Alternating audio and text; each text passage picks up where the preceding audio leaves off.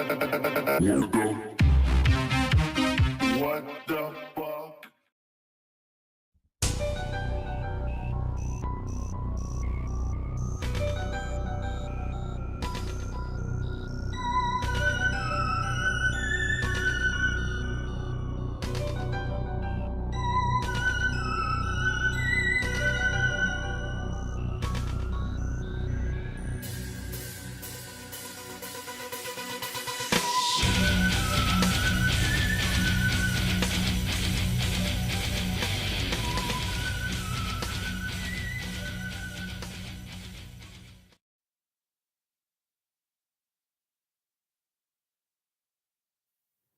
Yes, well, as we get older and older, I'm 77 right now. You can't live forever, you know. So if this procedure I'm going to have to clean the blood doesn't work, then I've got probably a few more months to make it before my kidneys shut down, you know. So that's kind of why I'm kind of going along with the interview at this time. You're seeing that what you went through is just too important for people not to know about. Yeah. Yeah. Can you just, can we start at the beginning with your military career and just walk through what exactly your experiences were? Was drafted into the military and got into the U.S. Army. After that, I was sent to the Signal Training Center in eastern United States. What year would this be? 58. I went through the signal training course. And at that time, I went through the radio teletype course and also the cryptography course, crypto. They had 5 instructors that were getting out of military service. So they pulled the top 5 students, and I was 3rd in the class. So I got pulled as an instructor. Now, were you at this time also working yet for CIA? No. Not yet? No. After one day, my boss came to me, and he said, how would you like to, make some extra money? And I said, oh, money is good. So he's explained to me that he could put it through. I would have to get a top secret White House Q clearance for the job, And I thought, boy, must be a pretty exclusive thing, And I said, well, what is this? And he said that I'm director for the CIA for Eastern United States, And I said, oh, I didn't know that. And he said, you weren't supposed to. After about 6 weeks, my security clearance came through, and I got my CIA card. It was an ID card, like a credit card, where I could just go up to the door and slice it, walk right in. And my name at that time, I used a artificial name too. Never used my real name. I started working with him on the project he was on, and that was Project Blue Book, which was kind of partially a fraud. You're saying some of the Blue Book cases were Yes. were completely fictitious? Yes. But the cases that we got came from, I think it was Fort Belvoir, Maryland. Fort Belvoir? Yeah. And it didn't come from the Pentagon, or it didn't come from CIA headquarters. But we would get reports about a certain sighting that they had in Mexico or Italy or something like that. And then we had people that would follow through on it. They would go out and interview the people to see if they were nutcases or if it was real, you know. So they'd be going overseas frequently? I wasn't, but I always stayed statewide. But the people we had working with us from the CIA would do that. We would get like a new report probably a couple times a week. I was coming into the Army fresh off the farm, you know, so I really didn't have much knowledge of anything, but my boss filled me in on Project Blue Book and what they had found so far, as far as grays and aliens and the Roswell incident. How did you feel when this first got dumped on you? When you first learned about this? I was just kind of overwhelmed with all of this, you know. And I said to him, I don't know if I'm going to be able to be a judge of this type of thing. What's real, what's not, when I don't have much knowledge of it, you know. So... What did he say? He said, well, we have to build the information as we go, and you'll see how this thing is working out.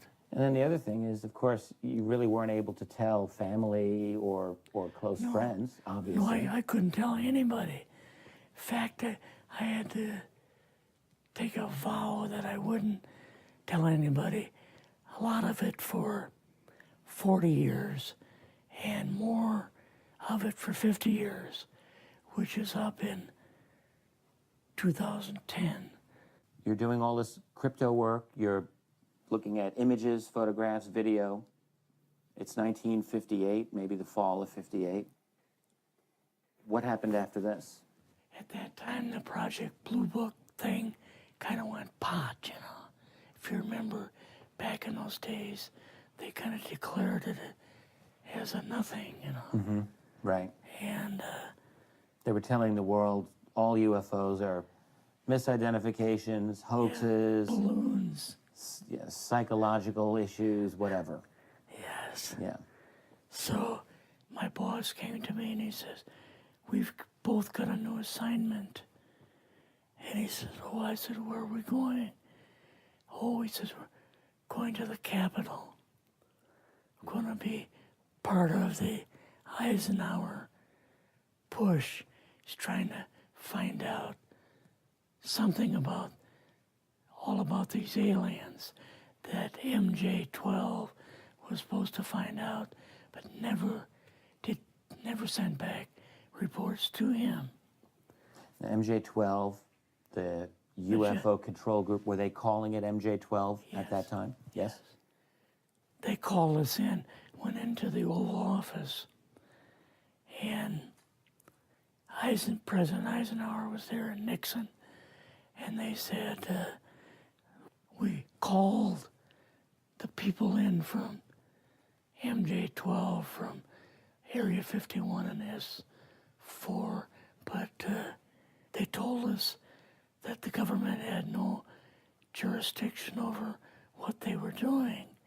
So being a general, past general, you didn't tell them to go to hell without any real good reason, you know. Mm-hmm.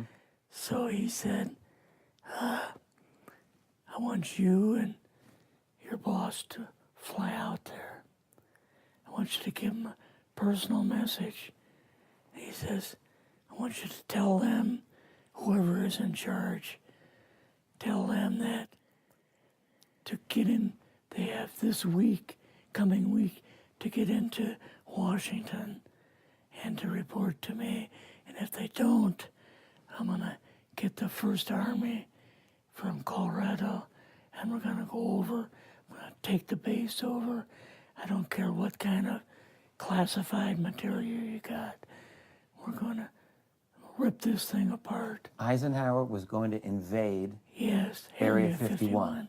Yeah, with the First Army. So you go out with your superior. Yes. You fly out.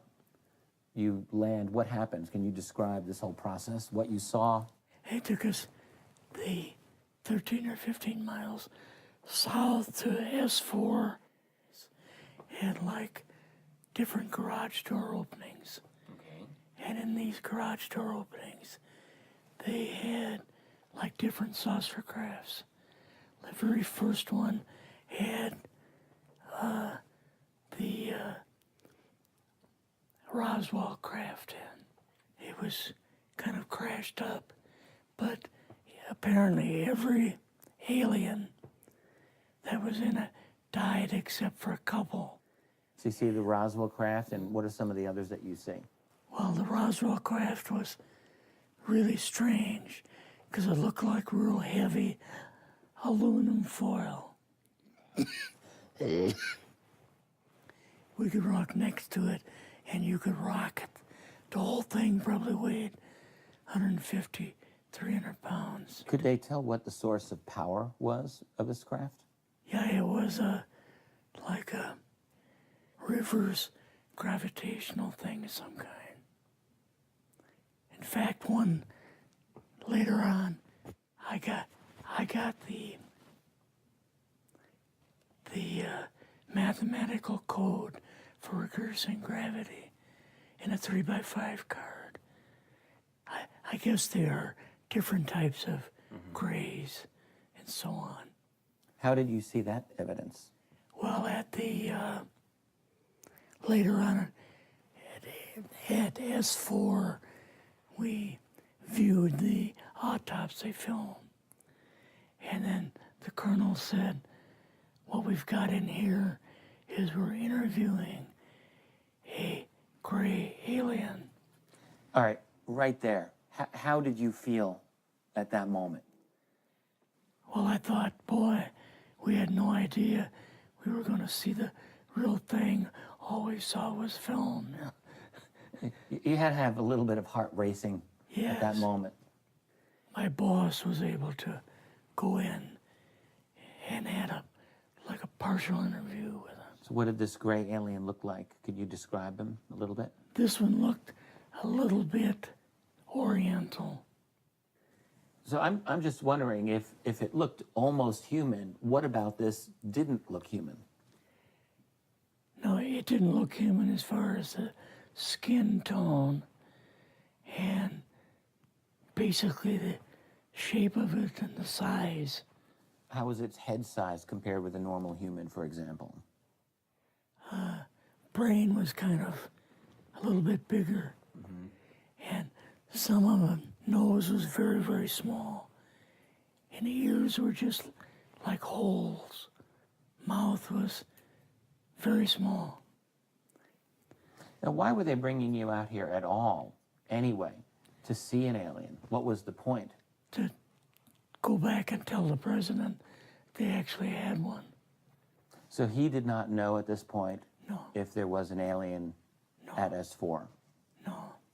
What did you do then at Area? Were you done, or did you have other things to do with Yeah, so S4? basically we were kind of done, went back to Area 51. They took us into the main building, and there we saw a U-2, which of course we didn't know existed. And a model of the SR-71. Yeah, the Blackbird. So, but like I mentioned earlier, it was not a model of the current Blackbird, It was an earlier version. but an early version. Did you go directly to Washington after this? Yes. Or did you go somewhere else? How did they get, did you fly regular airline or? We flew back to the commuter plane back to the air base, and then took President Eisenhower's Lockheed Electra back to Washington. You and your supervisor, Yeah. superior officer, and now you're meeting with the president? Yes. Can you describe this?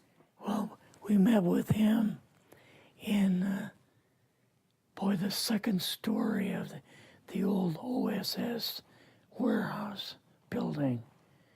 And Eisenhower and Nixon were there, and also Hoover was there. So he asked us what was going on And we told him about the alien and the whole situation and the black projects and so on. And he was just totally shocked. He appeared for the first time to be worried. You know, like he was worried. I would think that Eisenhower would, I mean, he certainly knew that flying saucers were real. Yes. He knew that there were aliens. So I guess I'm just wondering, what would he have been, really surprised about?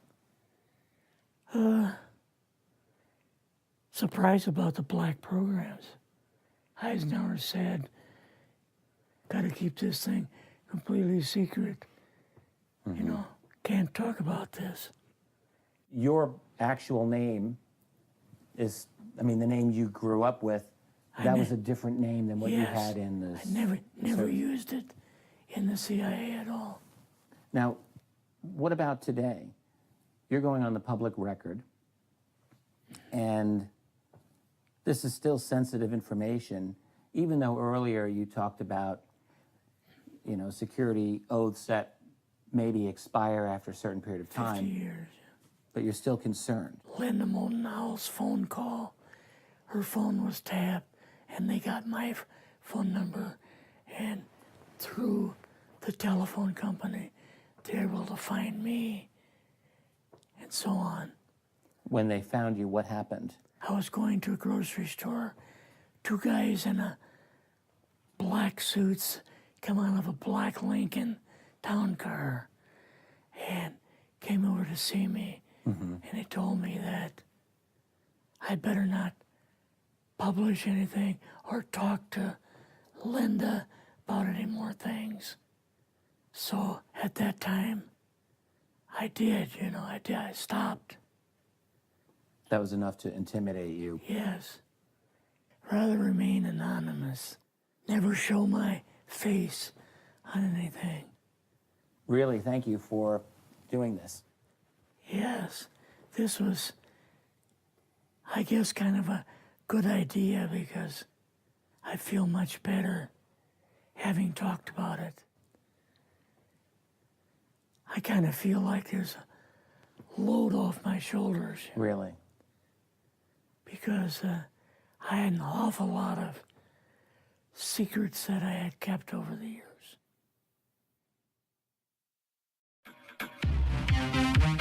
What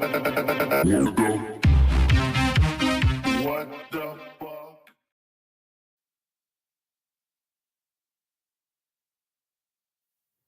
Yes, well, as we get older and older, I'm 77 right now. You can't live forever, So if this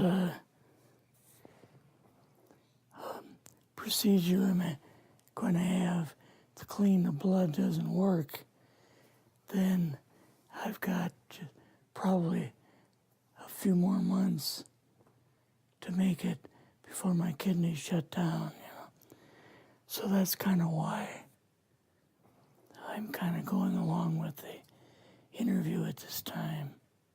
You're seeing that what you went through is just too important for people not to know about. Yeah. Yeah.